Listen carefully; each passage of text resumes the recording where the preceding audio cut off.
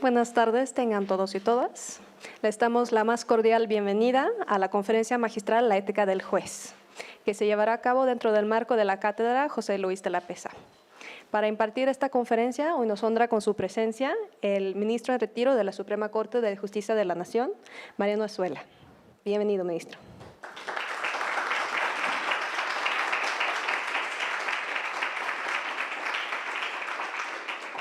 También de la Sala Superior del Tribunal Electoral del Poder Judicial de la Federación, contamos con la distinguida presencia del magistrado Felipe de la Mata Pizaña.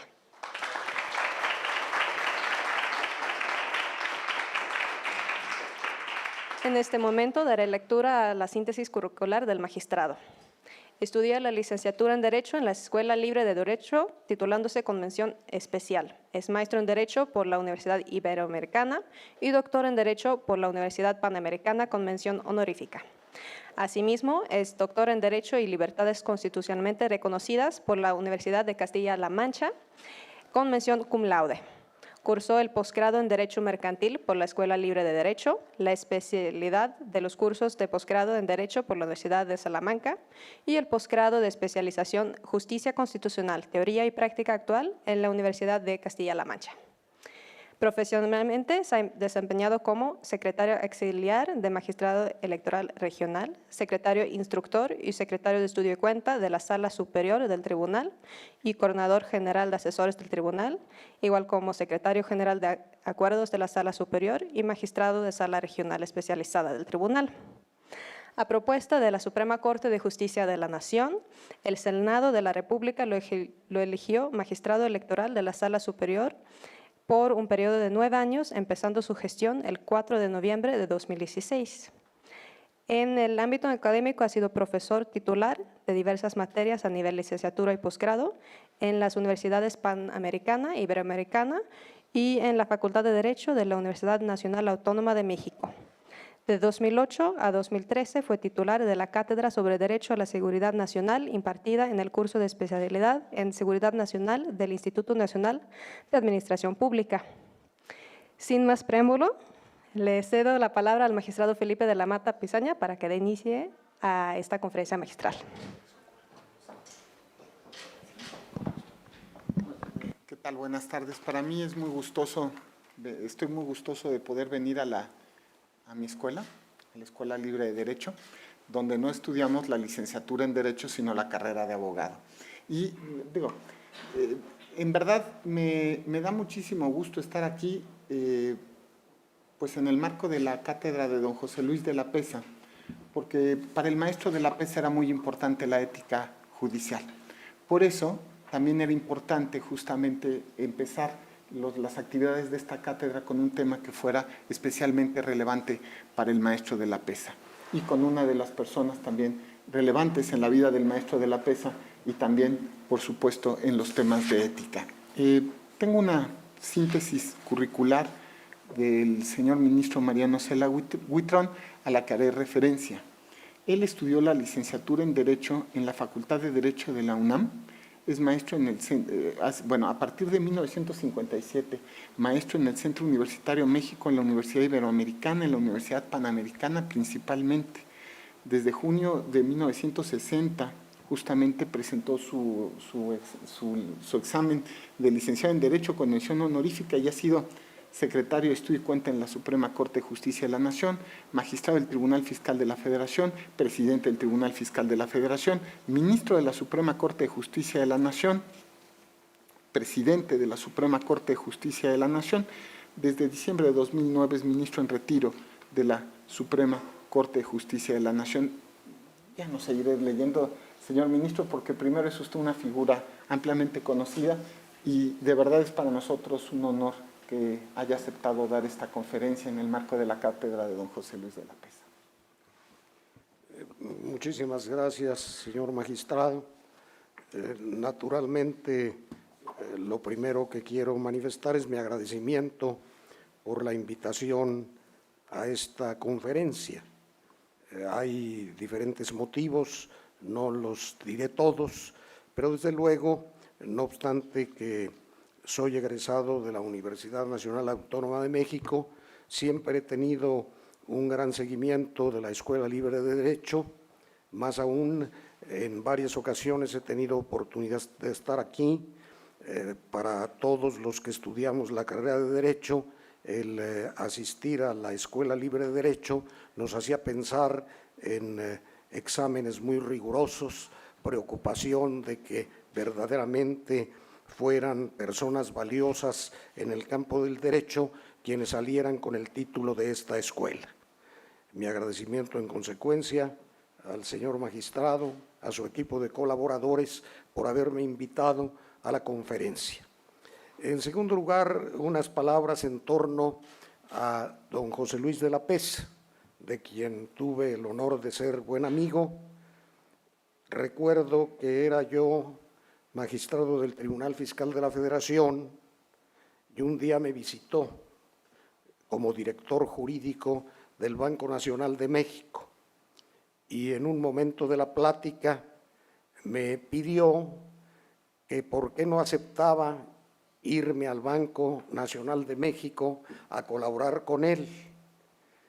Y yo le dije que pues le agradecía mucho el ofrecimiento, que desde luego en el plan económico era mucho más atractivo, pero que yo tenía de algún modo la ilusión de ser ministro de la Suprema Corte y que por lo mismo pues trataría de seguir picando piedra para conseguir ese objetivo. Pues quién iba a decir que al paso del tiempo el que llegó al campo de la impartición de justicia fue José Luis de la Pez.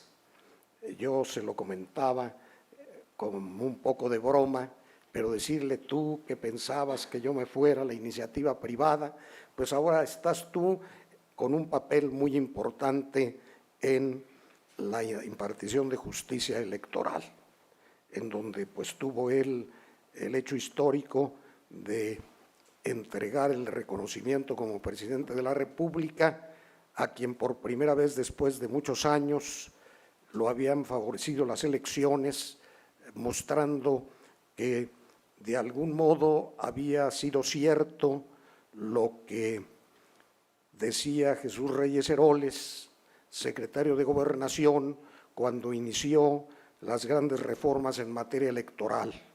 Alguno de sus colaboradores me comentaba que les decía a don Jesús Reyes Heroles, miren, cuando el poder no se reparte, se parte.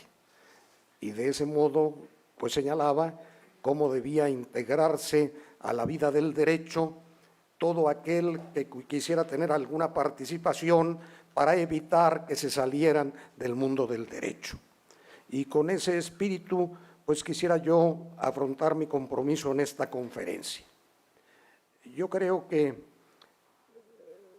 es importante que todos los asistentes, en buen número, según lo observo, que participan en la justicia electoral, tengan conciencia de que esta conferencia no tiene como propósito el que ustedes al concluir tengan una gran sabiduría en materia de ética del juez, sino simplemente yo lo que desearía es que mis palabras resulten motivadoras para que alrededor de la ética del juez, en tanto que tienen una participación directa o indirecta en ese terreno, puedan realizar ustedes lo que es la expectativa de un orden jurídico en donde las cuestiones electorales tienen ya que estar sujetas a la intervención de la judicatura. Que esto es un paso importante que se dio en el derecho mexicano y que mi conferencia no puede prescindir de ello. Una conferencia motivadora para que quienes están interviniendo en la culminación de lo que serán muchos de los aspectos de la justicia electoral se realice conforme a los principios de la ética. Un primer punto que quisiera yo mencionar es el relativo a la importancia de la ética. La ética para algunos es algo que no vale la pena, que en realidad es más bien motivo de cierta burla, y para otros la ética es de una gran importancia. Hace algún tiempo, una persona que incluso ha actuado mucho en política escribió un editorial en el periódico Reforma y en una de sus partes dijo lo siguiente: y en la Cámara de Diputados tuvieron la feliz ocurrencia de aprobar un código de ética, puesto con signos de admiración. Pretender acabar con la corrupción con mandamientos éticos es tan ingenuo como querer apagar un incendio con agua bendita. Sermonear con normas privadas la conducta pública de los legisladores simplemente es buscar verle la cara al elector. Eso no solo indigna, subleva, exaspera. Sin embargo, creo que afortunadamente hay personas que piensan de manera diferente. Hay un prestigiado catedrático, maestro emérito del ITAM, Carlos de la Isla, que él tiene en alguna de sus intervenciones una referencia a la ética y dice nada menos que lo siguiente: los grandes problemas jurídicos, económicos y políticos de México no podrán resolverlos ni la política, ni la economía, ni ninguna otra disciplina de ese carácter. Lo único que puede resolverlos es la ética que radica en esas personas que tienen una vida que respeta los valores y que esos valores que normalmente se centran en la verdad, en el bien, en la justicia, en el amor, se traducen en esas ramas de la economía, de la política, y que entonces podrán influir precisamente para que en todas esas disciplinas esos valores imperen. La ética para él, en consecuencia, sirve para fortalecer un humanismo, y ese humanismo tiene que estar de alguna manera estimulado y guiado por la ética. La ética efectivamente tiene un problema, y el problema radica en que es una invitación a los seres humanos para que por sí mismos actúen con rectitud. Esto, naturalmente, como que nos debe llevar a averiguar, pues de algún modo, qué es lo que en la sociedad se da que facilita o dificulta la actuación ética de las personas, y dentro de esas personas, de quienes están con la elevada función de impartir justicia. No debemos perder de vista que, pues, en esta vida se actúa de muy diferentes maneras. Hay distintas formas de pensar derivadas también de la libertad humana. Y estas formas de pensar, pues algunas tienden a favorecer la conducta respetuosa de la ética y otras, al contrario, propician que se abandone la ética. Hoy en materia política se está manejando mucho lo relacionado con la corrupción. Incluso se llega a hablar de corrupción de instituciones.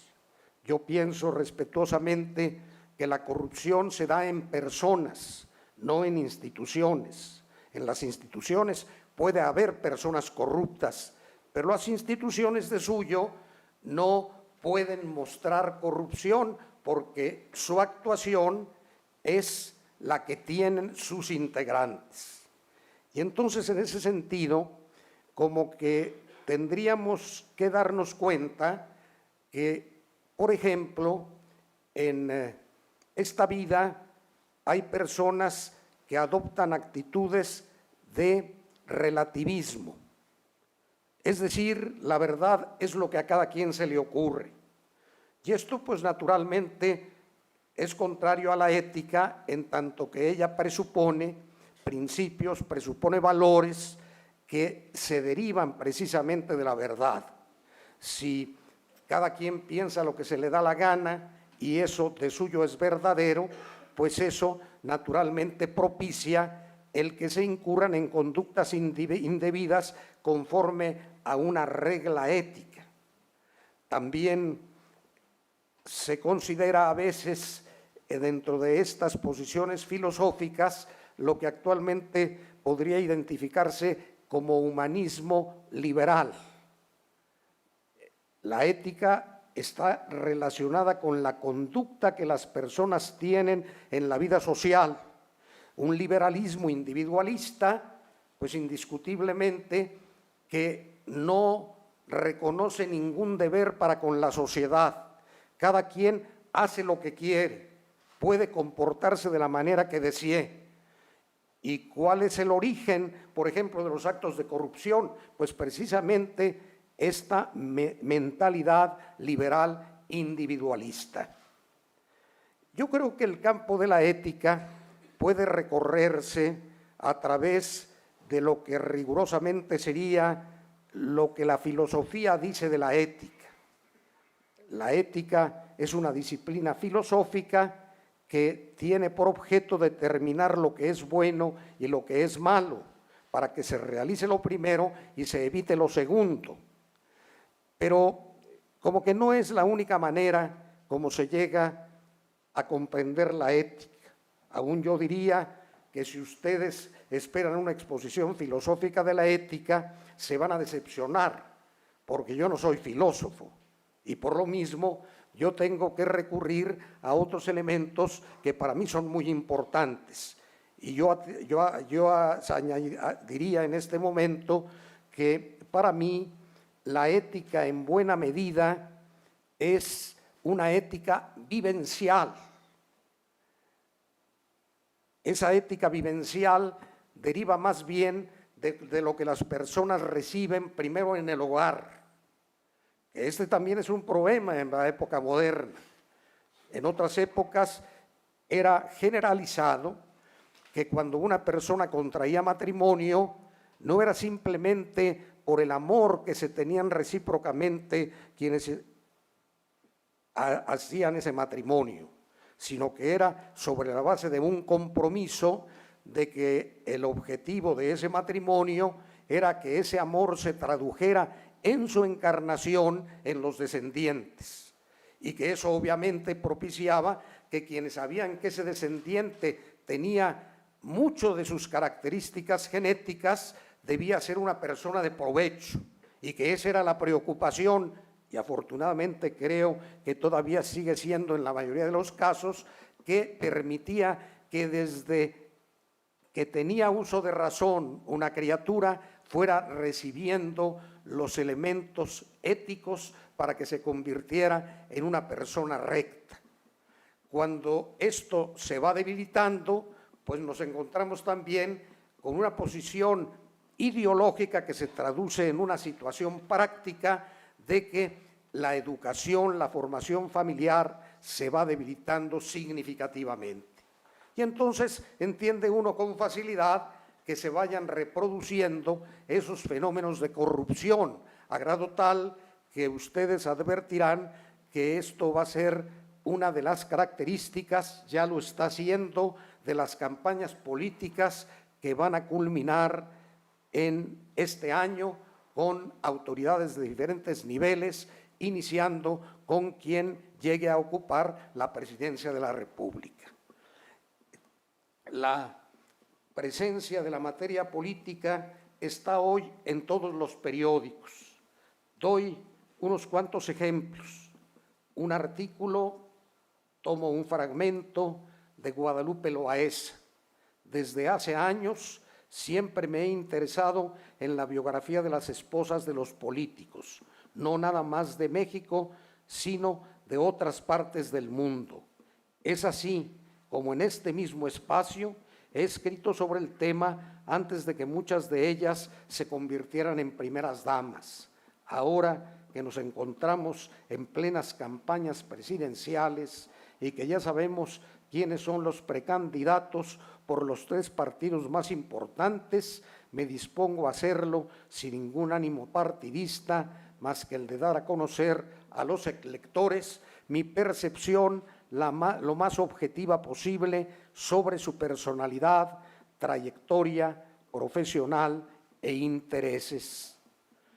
Un escritor que normalmente en una de sus columnas es identificado como Catón, está dedicando en cada una de sus colaboraciones una parte relacionada con la política.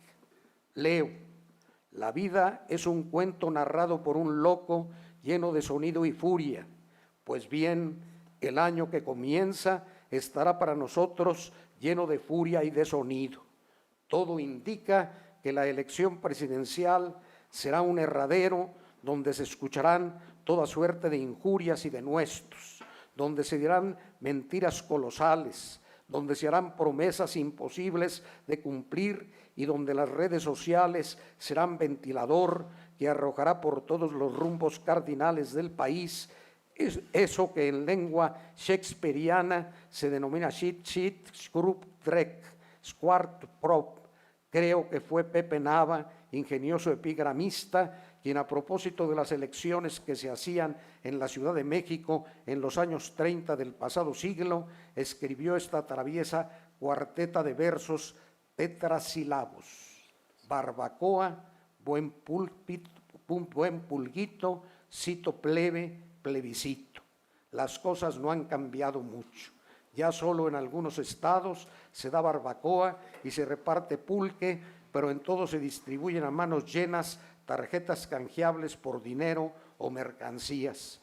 Ya no se habla de plebe, sino de acarreados, pero los plebiscitos de hoy son tan sospechosos como los de ayer, y aún se siguen inventando variaciones sobre el eterno tema de la manipulación del voto. En cuestión de democracia andamos en pañales y no muy limpios los pañales. José Goldenberg, que incluso tiene la calidad de uno de los hombres que ha influido más en lo que es el desarrollo de la justicia electoral, dice en uno de sus artículos: 1958, el 27 de agosto, Demetrio Vallejo asume la dirección del sindicato ferrocarrilero. Luego de una huelga y de haber alcanzado un aumento considerable al salario, logra desplazar a la dirección oficialista. Obtiene un triunfo espectacular: 59.759 votos contra 9.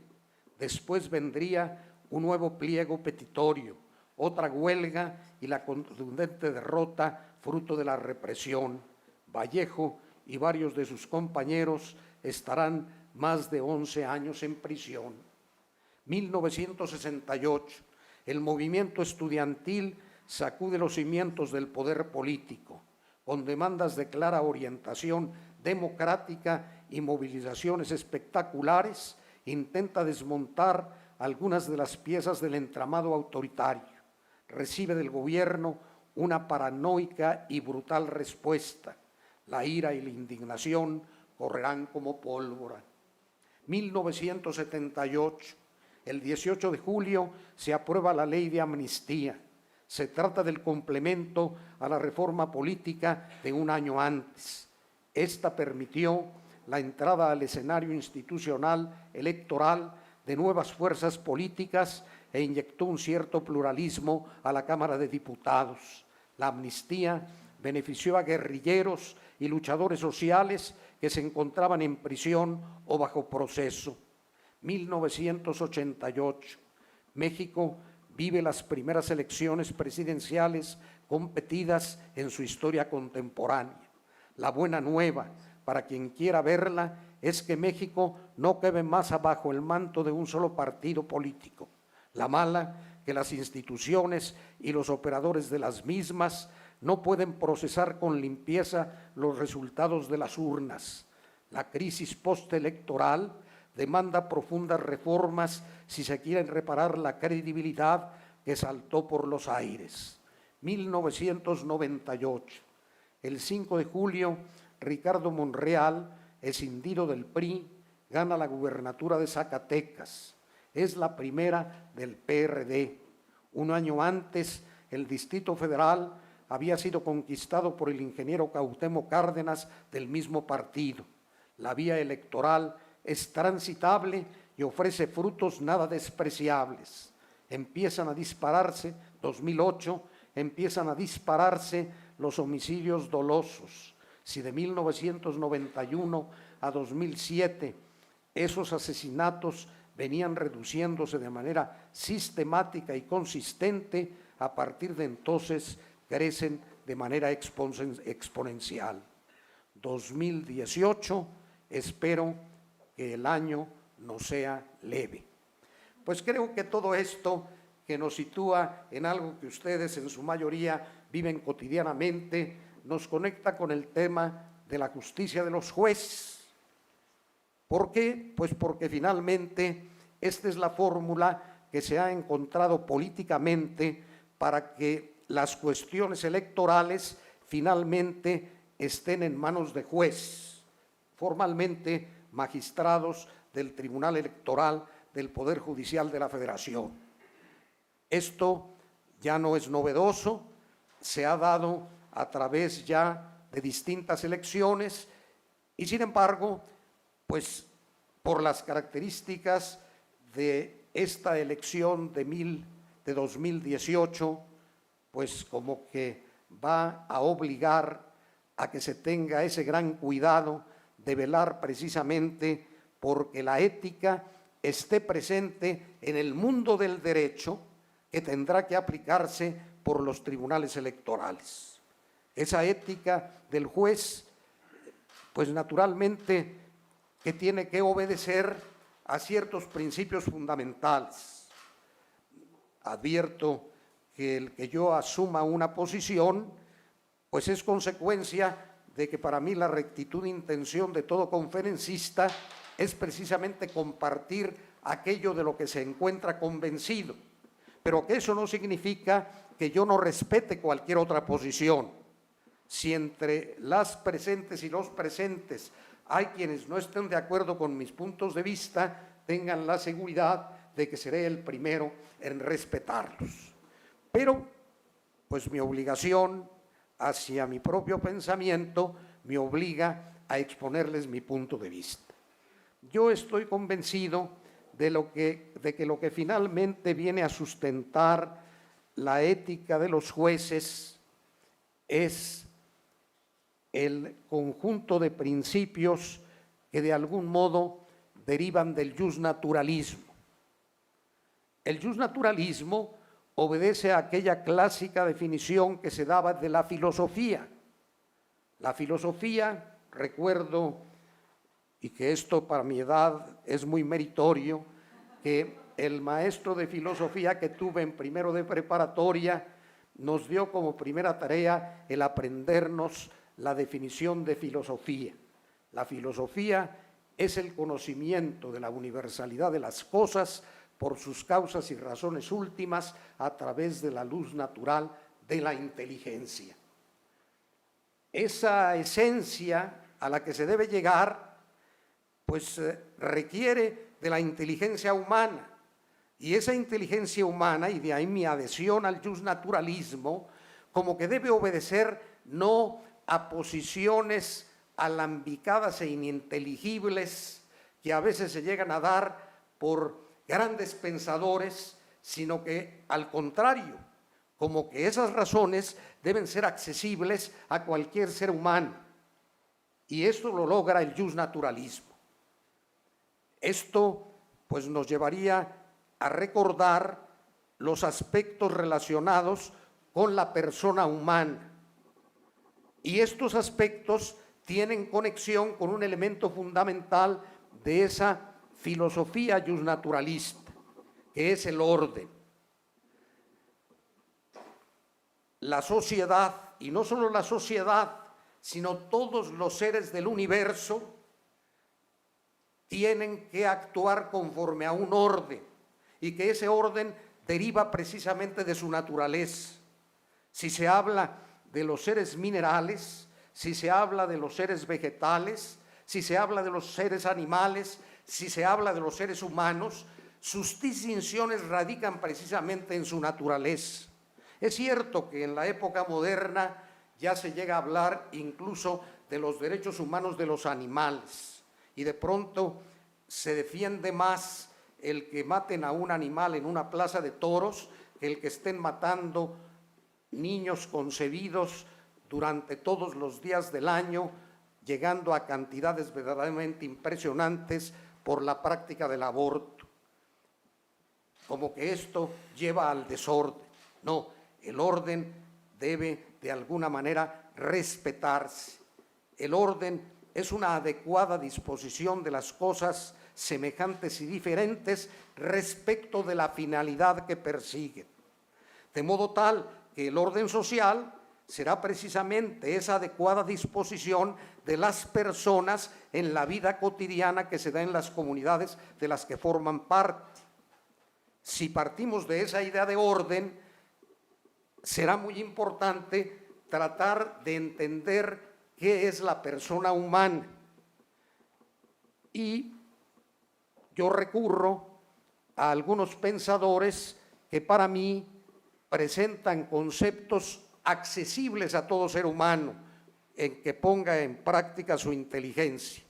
Por ejemplo, Pedro Velázquez decía que la persona humana es el ser que puede decir: yo soy, yo existo, porque es consciente en tanto que está dotado de conciencia.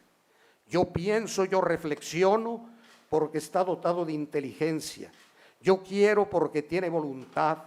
Yo elijo porque tiene libertad. Yo soy responsable precisamente como consecuencia de esa libertad. Yo me perfecciono por acciones de la libertad. Si ustedes en este momento tratan de recorrer lo que ha sido su vida, se van a dar cuenta que coincide exactamente con esa definición que da Pedro Velázquez. Otro pensador, José María Guix, dice que la persona humana es un microcosmos, es decir, un pequeño mundo en el que se dan cita y se encuentran de alguna manera todos los reinos de la creación. Por los elementos físicos y químicos de su cuerpo, se relaciona con los seres inorgánicos. Por sus funciones vitales, se relaciona con el mundo vegetal y con el mundo animal. Por su inteligencia y libertad, emerge victoriosamente del mundo de lo visible para introducirse al mundo de lo invisible. En este momento, ustedes están siguiendo mis palabras, precisamente constatando lo que dice esta definición, porque mis palabras se traducen en conceptos, es algo invisible, pero algo invisible que de algún modo en este momento está siendo seguido por la inteligencia de quienes me están honrando con su presencia. Decía Pascal que el ser humano es una sustancia individual de naturaleza racional. Una definición muy breve y que sin embargo nos hace ver algunos aspectos importantísimos de la naturaleza humana. En este momento me referiría simplemente a la individualidad. Los seres humanos, que son grandiosos por otros aspectos a los que me referiré dentro de un momento, parte de su importancia la tienen en razón de esa individualidad. La individualidad supone que no hay dos seres humanos iguales. Cada ser humano es diferente y esto constituye su verdadera riqueza. En este salón yo puedo distinguir hombres y mujeres, pero no es eso lo que está enriqueciendo la personalidad de cada uno de ellos y de ellas, sino lo que los engrandece es que cada uno es distinto, diferente a todos los demás. Y esto naturalmente se da en el mundo de los seres humanos, donde viene esa grandeza que lleva a todo aquello que nos va a conducir a la ética, y específicamente a la ética del juez y a la ética del juez electoral. ¿Cuáles son los aspectos importantes que podríamos destacar de las características de la persona humana, además de la individualidad? En primer lugar, tendríamos la conciencia. El ser humano se da cuenta de todo lo que está a su alrededor. El ser humano, cuando estudia, está enriqueciendo sus conocimientos para que formen parte de su vida, y esto les permita actuar con mayor calidad humana. Y vendrán otras características como la libertad, como la inteligencia.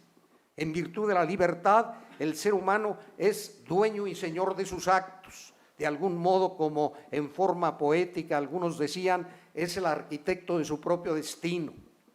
Pero la libertad en toda su grandeza, porque eso es lo que enriquece a cada ser humano, que actúa como quiere. Sin embargo, ese quiere va a especificar si actúa a favor del ser humano, empezando por él mismo, o actúa en contra del ser humano. Y eso se va a conseguir a través de la inteligencia. La libertad, pues se nos expone para mí de manera magnífica en el Génesis, cuando aparecen Adán y Eva. Para algunos será una leyenda, para otros será el origen de la creación del ser humano. Cada quien colóquese en la posición que desee. Pero recordarán lo esencial. Se trata de que al ser humano se le coloca en el paraíso terrenal. Puede tomar todo lo que quiera de ese paraíso, pero hay un árbol, el árbol de la ciencia del bien y del mal, que no puede tocar. Y entonces aparece el personaje Satanás, que a través de una serpiente le habla a Eva. ¿Por qué a Eva? Cada quien busque su respuesta. Probablemente si hubiera dirigido a Adán, Adán no le hubiera hecho caso, entre otras razones por flojera, no por virtud, pero se dirige a Eva. Y a Eva le dice, ¿por qué no toman de este árbol? Y Eva dice, pues es que no nos lo prohibió el Creador. Ah, es que el Creador sabe que si toman de ese fruto van a ser como dioses. Y entonces Eva toma de lo que tradicionalmente se ha considerado como una manzana, que inmediatamente va con Adán. Y aquí también está la explicación posible de por qué se dirigió a Eva, porque si Adán hubiera sido el que tomara la manzana, no habría convencido a Eva, sino que se habría llevado una buena regañada de ella, como a través de la historia se ha visto. Pues Adán toma también la manzana, ¿y esto a qué conduce? Pues a que de pronto sienten vergüenza, se ven desnudos, empiezan a tener las incógnitas del ser humano, se hacen sus vestiditos y Dios los busca. Y luego viene otra enseñanza muy importante de la libertad. Encuentra a Adán y le pregunta a Dios, ¿qué sucedió a Adán? Y si ustedes ven el Génesis, sobre todo en una de sus versiones, van a encontrar que dice Adán, la mujer que tú me diste. No busco otro argumento, sino el argumento que se reitera a través de la historia, echarle la culpa a otro. Y la culpa se le está echando al pobre Dios. La mujer que tú me diste, ella es la que me hizo caer. Y de ahí vendrá que salen del paraíso terrenal, y esa libertad que en esos momentos solo estaba circunscrita a esas posibles fallas de tomar del árbol prohibido, se va a convertir en característica de todo ser humano a través de la vida. El ser humano tiene libertad, esa libertad tiene la grandeza que hace un momento destaqué, pero también tiene el gran riesgo, el gran peligro de que los seres humanos vean atractivo en aquello que es contrario a la dignidad humana. Muy importante la inteligencia, pero muy importante también el que esos seres humanos inteligentes y libres sepan encontrar los mecanismos para que en el momento en que se tenga que tomar una decisión, esta sea a favor del ser humano y no en contra del ser humano. Cuando daba yo clase en la preparatoria, recuerdo que les decía que pudieran hacer una raya en una hoja blanca y en la parte superior pusieran de lo que yo tengo en este momento, qué es lo que he obtenido exclusivamente por mí mismo. Y en la otra, de lo que yo tengo en este momento, qué es lo que he obtenido gracias a la sociedad. Y me hacían el ejercicio que ustedes ahorita en su imaginación están haciendo, y seguramente coincidirían con la respuesta, que en la primera parte lo que uno ha obtenido exclusivamente por sí mismo no es nada, porque incluso el ser humano desde el momento de su concepción ha surgido gracias al amor de un hombre y una mujer que le han dado la vida. Y a partir de ese momento, todo lo que van obteniendo va siendo gracias a una comunidad de la que forma parte. Esto contradice claramente un humanismo individualista. Esto señala cómo los seres humanos recibimos mucho de la sociedad y esto nos debe comprometer con una conducta cuyo bien no solamente sea lo que a mí en lo individual me corresponde, sino que sea también en relación con mis compromisos hacia la sociedad. Y que esto indiscutiblemente es de una gran importancia para la ética.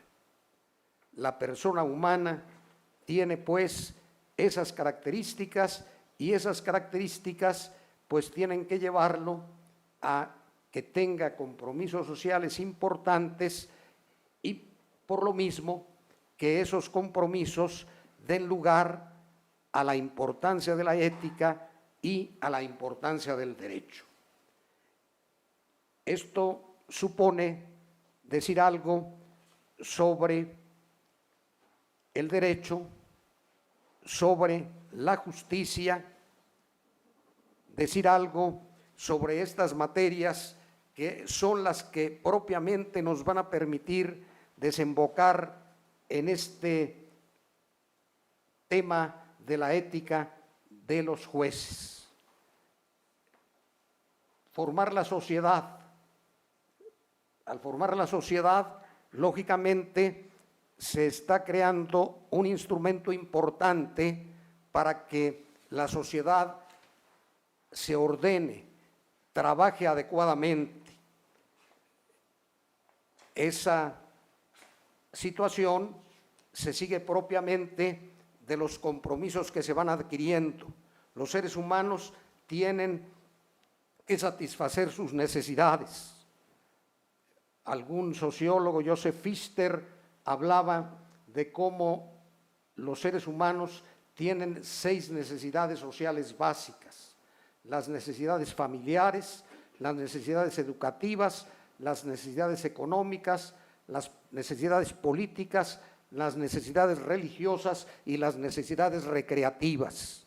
Y si ustedes observan el desarrollo de las sociedades, van a advertir que esas necesidades sociales básicas se traducen en las instituciones básicas que se dan en todas las épocas con diferentes características específicas, pero que tienen siempre como uno de sus objetivos el que haya el desarrollo de los seres humanos.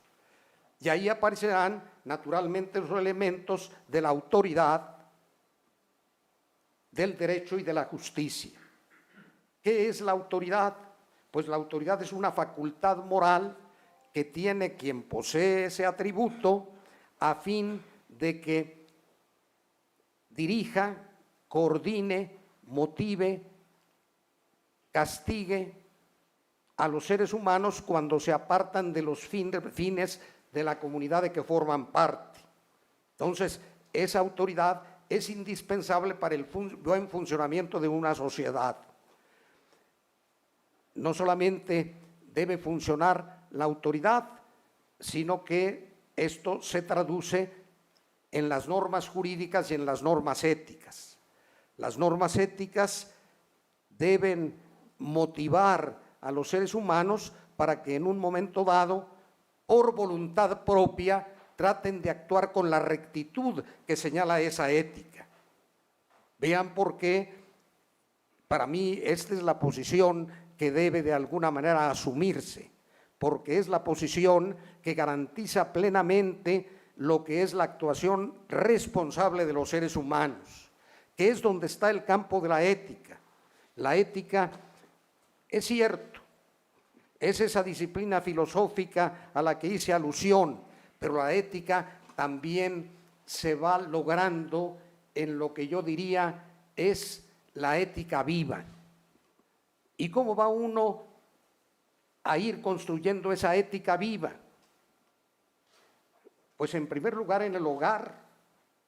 Yo recuerdo, por ejemplo, que cuando una de mis hermanas, tengo un hermano que ya murió, 5 hermanas, y cuando alguna de ellas andaba en la edad de la adolescencia, vio que mi padre, ministro de la Corte, entraba con un gran número de expedientes y se le quedó viendo con unos ojos grandes que tiene todavía y le dijo: papá, ¿qué todavía a ti te dejan tarea?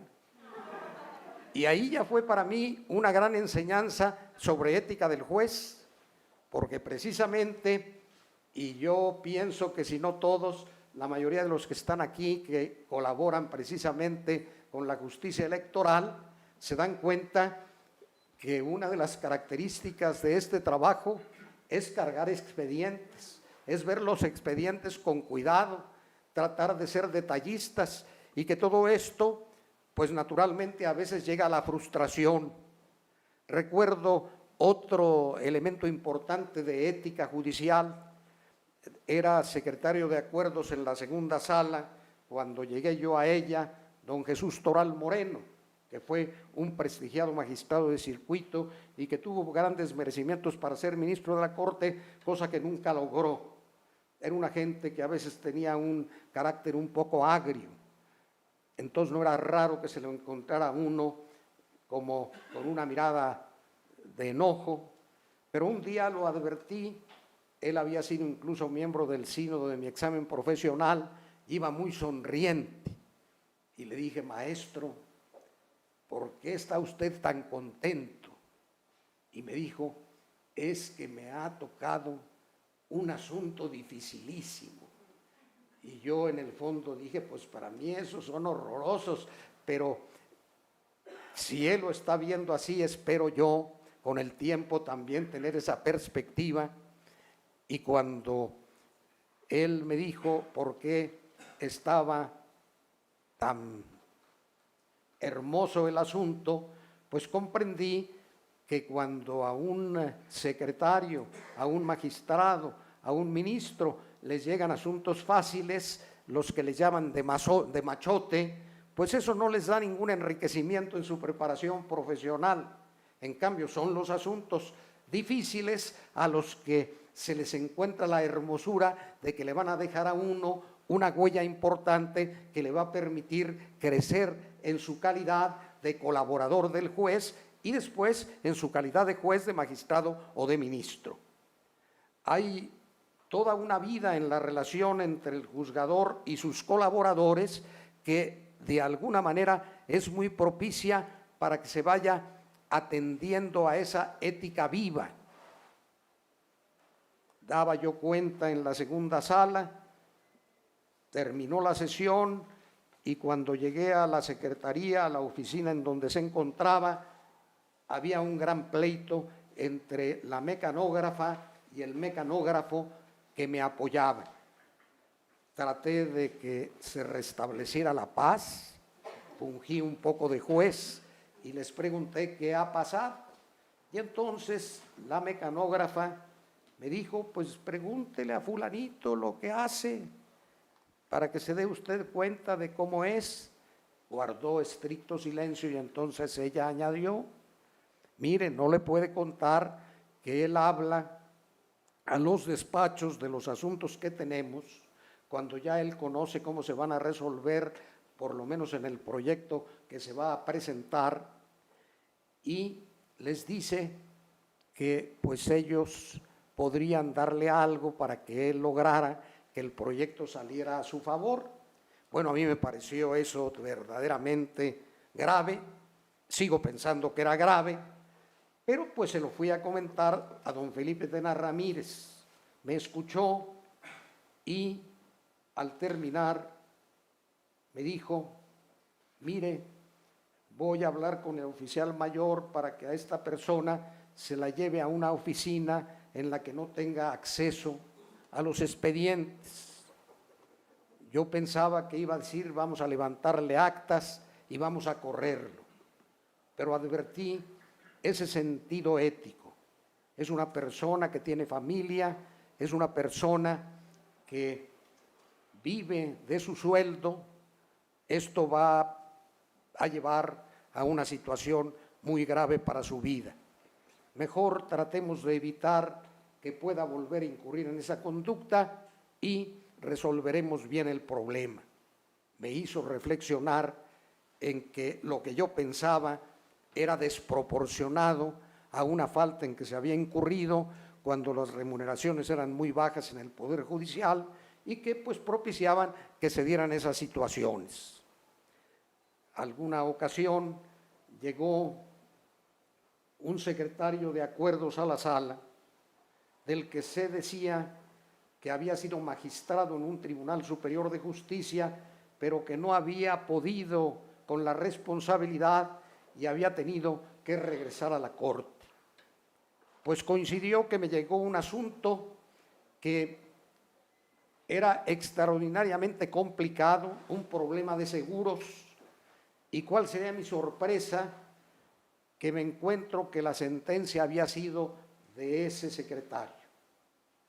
Me quedé impresionado, fui con don Felipe Tena Ramírez, le comenté, oiga, se dice esto de este secretario, pues debo decirle que nos han turnado este asunto muy difícil y que hay una magnífica sentencia dictada por él y hecha por él.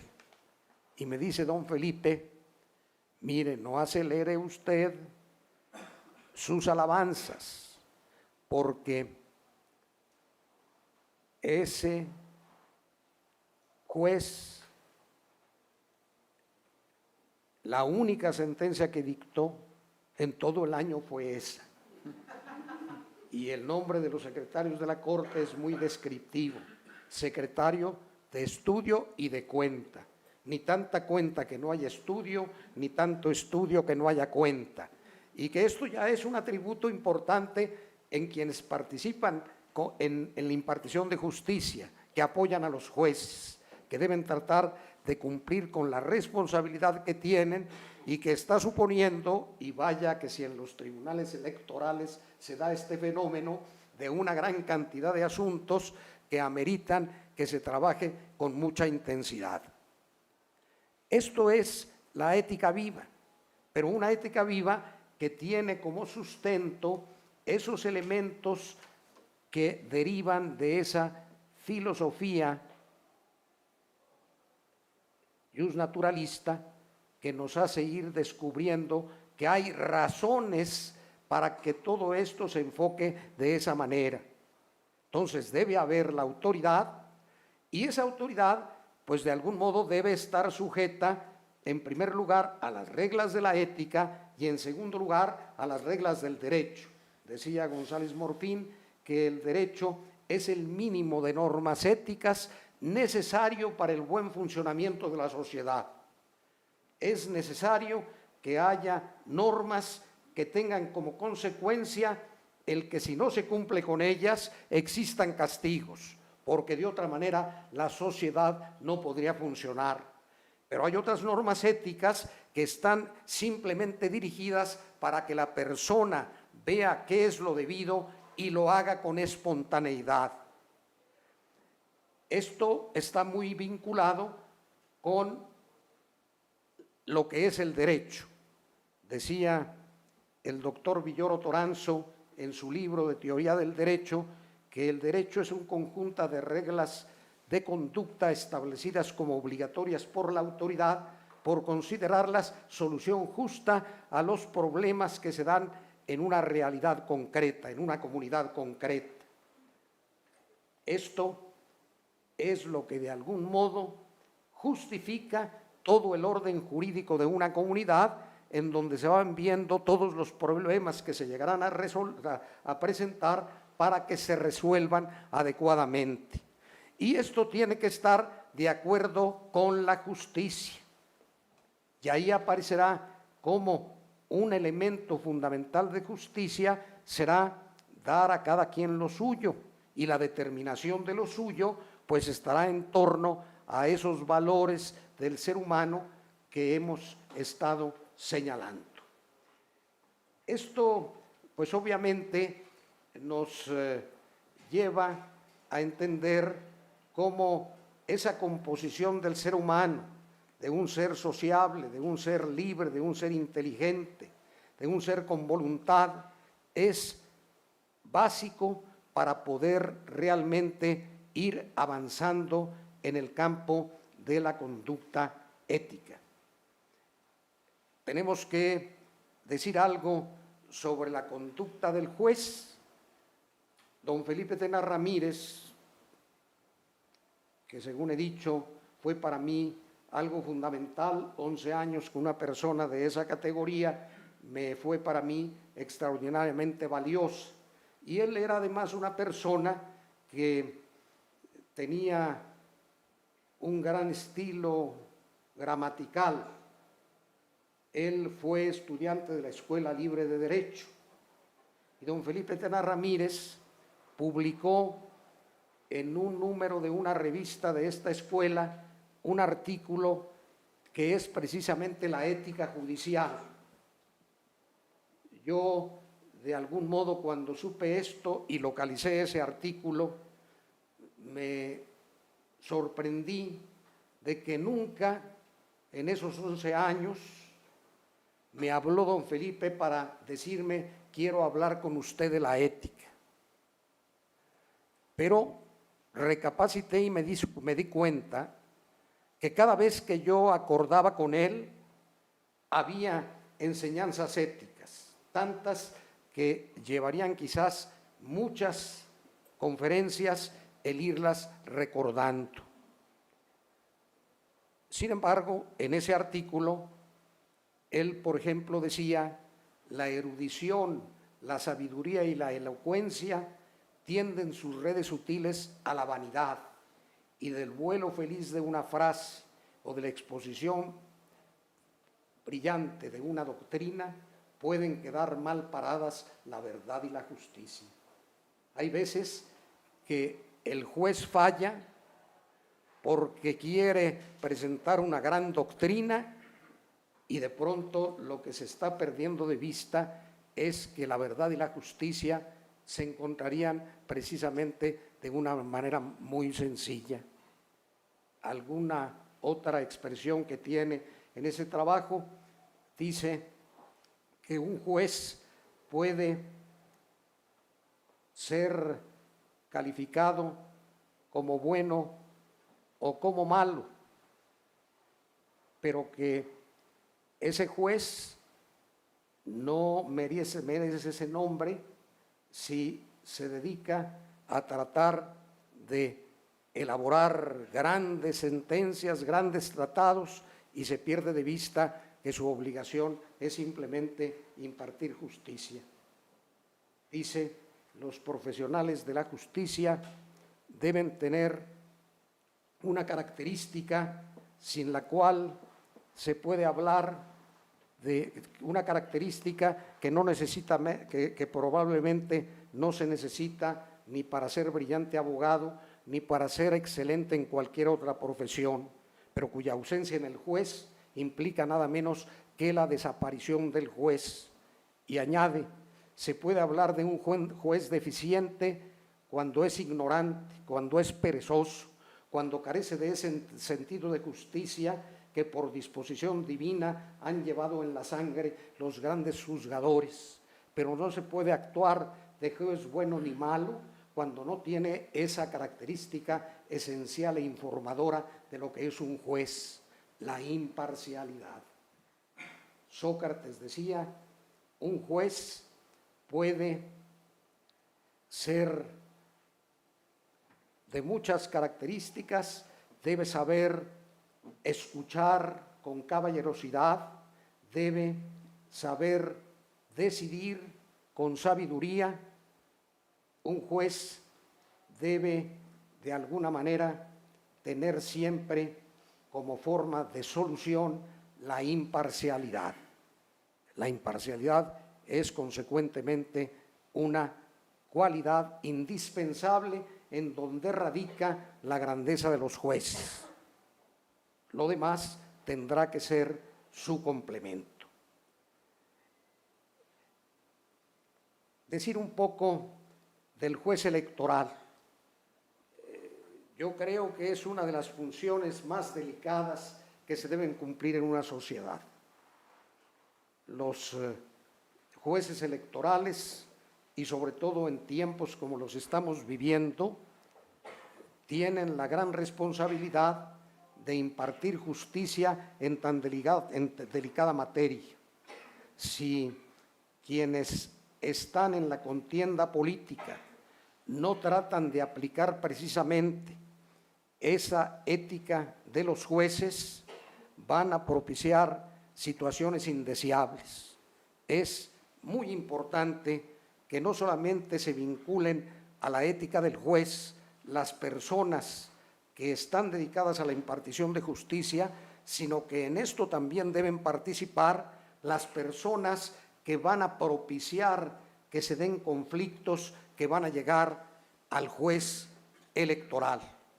La materia electoral pues debe obviamente estar vinculada con lo que es ese crecimiento del que hablaba Reyes Heroles, que esta materia debe estar también vinculada de una ética dirigida a lo que es propio precisamente de la política, que es la imparcialidad, que es el tratar precisamente de salvaguardar los valores de la democracia. Lo propio precisamente de la contienda política es que se respete la voluntad del pueblo, y todos los que tienen que ver con la relación con ese pueblo, y aquí piénsese en los que hacen encuestas, los que tratan de decir discursos sobre cómo deben ser los políticos, etcétera, etcétera, son ellos los que ya tienen que poner en práctica precisamente las virtudes y las cualidades propias del juez y del juez electoral. El juez electoral se va a encontrar con problemas muy delicados, aún, y ahí están ya muchos de ustedes que han tenido estas experiencias, ha habido problemas muy difíciles de solucionar y que se ha tenido ya que poner en práctica lo que es la ética de los jueces. Lo propio de los conflictos y de los problemas que llegan a los tribunales es precisamente su dificultad.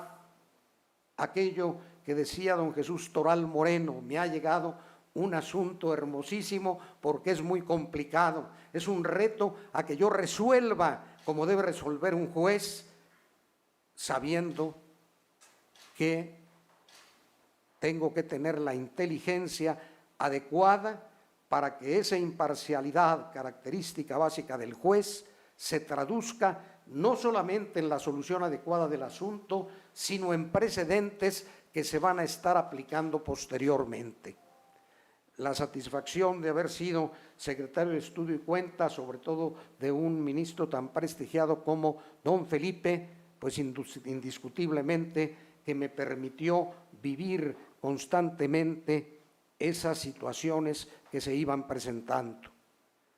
Llegué en alguna ocasión cuando estaba dándose cuenta y de pronto uno de los ministros dijo: pues no veo por qué estemos dedicando tanto tiempo a este asunto si como Suprema Corte nuestras resoluciones son inimpugnables. Y con mucha serenidad don Felipe volteó y le dijo: precisamente por eso debemos seguir estudiando con profundidad este asunto. O sea, no quitarse el asunto de encima diciendo pues somos Suprema Corte y lo que dijimos, bien o mal, eso es la última palabra. Una ocasión en la que incluso se iba a llegar a los golpes, precisamente porque alguno de los ministros pensaba que ya era necio estar discutiendo y simplemente pues uno de ellos demostró que eso era fundamental precisamente por las características del asunto. Estar involucrados en la impartición de justicia lleva precisamente a tener esos cuidados, a tratar de encontrar lo que son los códigos de ética. Los códigos de ética tienen precisamente como una de sus características el que tratan de presentar las virtudes que se deben practicar para que después esto se traduzca en personas que en cada asunto, en cada caso, están imbuidos de esa preocupación de actuar con la rectitud necesaria para que los asuntos salgan adecuadamente. No querer precipitar discusiones, no querer precipitar decisiones sin tener ya la confianza de que esa debe ser la última palabra.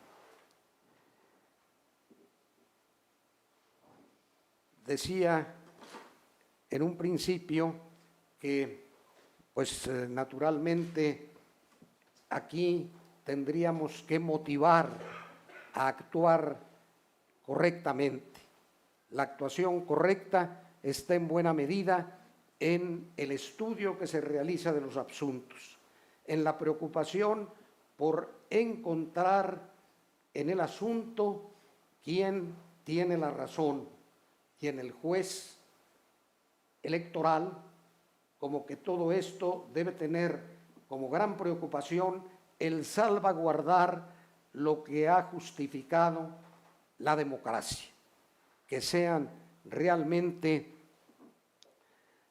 los principios de la democracia los que se salvaguarden, que no se traten de festinar situaciones que son contrarias a estos principios. Cuando en la Corte tuvimos necesidad de algunas definiciones en relación con leyes electorales, pues se trató de que privara precisamente esa característica, el tratar de pensar en los principios de la democracia para que de ese modo estas decisiones sean para bien de la justicia. Cuando tiene uno necesidad de concluir una conferencia, pues como que trata uno de recurrir a ciertos pensamientos que pudieran estar grabados en la gente para que en su vida cotidiana traten de actuar debidamente. Un gran pensador es José Luis Martín Descalzo, Él tiene unos libros sobre razones y en una de ellas dice: ser libre por ser libre puede ser motivo de orgullo, pero no sirve para nada. Las personas humanas son libres para que sus manos sin cadenas construyan algo mejor, su propia vida y la vida de los demás. La libertad es un elemento básico en la democracia y es un elemento básico precisamente en la justicia electoral. Y ese pensamiento indiscutiblemente que tiene su gran importancia. Decía en la novela Crimen y Castigo Dostoyevsky que Raskolnikov, cuando mató a la usurera y luego a la hermana de la usurera, inmediatamente apareció en su conciencia el que había actuado mal. Esto, lógicamente, también se tiene que tener en cuenta cuando uno actúa como juez. El que debe dedicar todo el tiempo necesario para llegar finalmente a estar convencido de una decisión importante. Se van a crear esos precedentes y eso será en consecuencia de una gran importancia y trascendencia. En el libro negro de Papini se dice en algún momento cómo las personas pues tienen naturalmente la libertad. Dice: los seres humanos son egoístas y feroces, y a estas fieras solo se les puede controlar por el látigo del domador o por la magia verbal del encantador.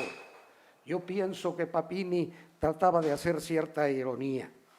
En realidad, yo desearía que mis palabras de alguna manera los motiven a que piensen ustedes que los seres humanos son inteligentes y libres y que en realidad su naturaleza los debe llevar a que esa libertad y esa inteligencia las utilicen adecuadamente para que lo que van a hacer o lo que van a decidir precisamente trate de llegar a la verdad genuina, que es la base de toda solución que se da en el mundo del derecho.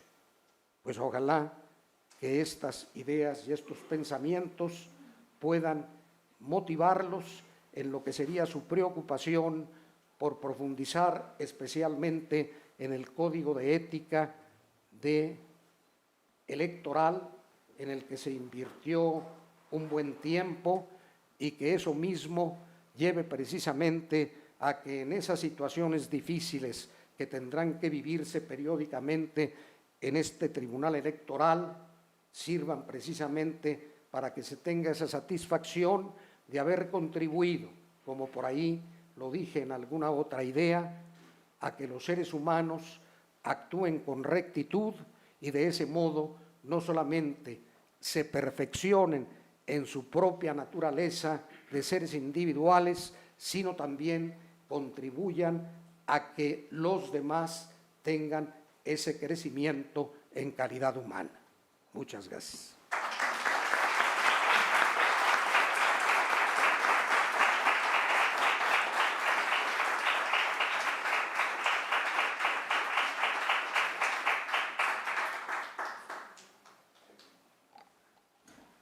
Muchas gracias, don Mariano. Voy a hacer un breve comentario. Fernando Sabater, en La ética para Amador, nos dice: hay ciencias que se estudian por simple interés de saber cosas nuevas, otras para aprender una destreza que permita hacer o utilizar algo. Entre todos los saberes posibles existe al menos un imprescindible, el que ciertas cosas nos convienen y otras no. Saber lo que nos conviene, es decir, distinguir entre lo bueno y lo malo, es un conocimiento que todos intentamos adquirir. Fin de la cita. La ética, sin duda, es un saber imprescindible. Paradójicamente, por ratos es el más desdeñado. Se piensa que tal vez es un asunto circunscrito a la esfera personal o simplemente principios que debieron adquirirse en el hogar, a veces de manera teórica. pero como hemos podido escuchar, la ética es un saber práctico que debe estar presente en la actuación de cualquier funcionario público, especialmente los judiciales. Cualquier tribunal debe tener especial consideración en fomentar el estudio y práctica de ella. Y así, por ejemplo, en el Tribunal Electoral, bajo la presidencia de mi querido maestro don José Alejandro Luna Ramos, en 2013, se dedicó ese año a la ética judicial. Se elaboró, de hecho, un código modelo de ética judicial electoral. Por primera vez se habló de una ética para la función y el juzgador electoral, aplicable a todos los tribunales electorales del país. Este evento se lleva a cabo dentro de la cátedra que lleva por nombre don José Luis de la Pesa, un hombre que se distinguió por su profesionalismo y su ética, que prefirió la independencia a veces por encima de su propio interés personal. Enseñó a una generación de abogados electorales a reflexionar sobre temas éticos y nuestra función pública. Entrenó a sus alumnos a poner siempre en duda su conducta y con su ejemplo modeló los estándares de los magistrados electorales de una época. En tiempos de la presidencia del ministro Azuela, se acostumbraba a entregar a cada servidor público del Poder Judicial Federal un ejemplar del Código de Ética. Al final había una hoja desprendible que voluntariamente cada servidor podía firmar y en la cual se leía un modelo de compromiso para mantenerse siempre actualizado respecto al contenido de dicho código. No era un tema coactivo, sino por el contrario era un mecanismo para incentivar a los funcionarios judiciales a explicitar su voluntad de servir lo mejor posible a la ciudadanía. Esto debe resaltarse ya que la viabilidad y legitimidad de la actuación de los servidores públicos judiciales se encuentra no solo en ajustar nuestra conducta a la ley, eso es evidente, sino en elevar los estándares del servicio judicial a los principios y valores rectores de nuestra trascendente función social. No debemos olvidar que un juez no solo es un técnico jurídico capacitado, no puede dimensionarse a sí mismo exclusivamente como un perito en temas de derecho.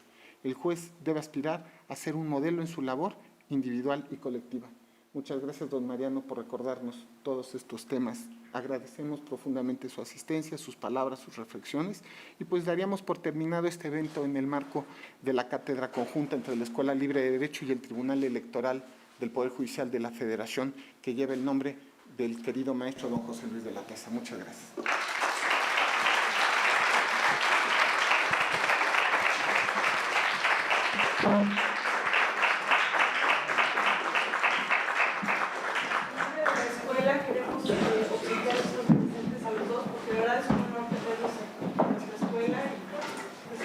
Tan importante. Muchísimas gracias.